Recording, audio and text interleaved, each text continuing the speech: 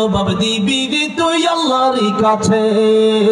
ওরে মানুষ হইছ বেহুশ দুনিয়ার পিছে, ওরে মানুষ হইছ বেহুশ দুনিয়ার পিছে, কি জবাব দিবি রে তুই আল্লাহর কাছে, কি জবাব দিবি রে তুই আল্লাহর কাছে। পয়সা লইয়া কে কেউ কবরে গেছে, কি জবাব দিবি রে তুই আল্লাহর কাছে।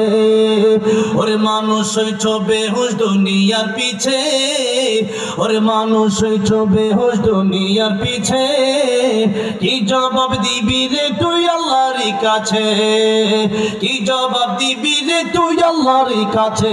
ঠিক না রে ঠিক? তাই নবী বলেন ও দুনিয়ার মানুষেরা, তোমার তিনটা ভাই, এক নাম্বার ভাইয়ের নাম আত্মীয় স্বজন, দুই নাম্বার ভাইয়ের নাম তোমার ধন সম্পদ, তিন নাম্বার ভাইয়ের নাম তোমার নেক আমল।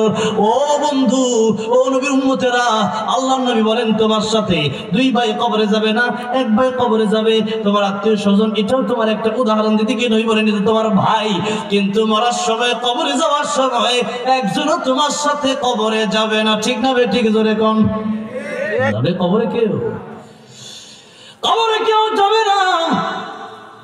সম্পদের পাহাড়, এই সম্পদ আপনার সাথে কবরে যাবে না, এই সম্পদ কবরে যাবে না। তাহলে কি যাবে? নবী কয় নেক আমল করো, নেক আমল। এটা তোমার একটা ভাই মাত্র নেক আমল কবরে যাবে। যদি কোন সুবহানাল্লাহ।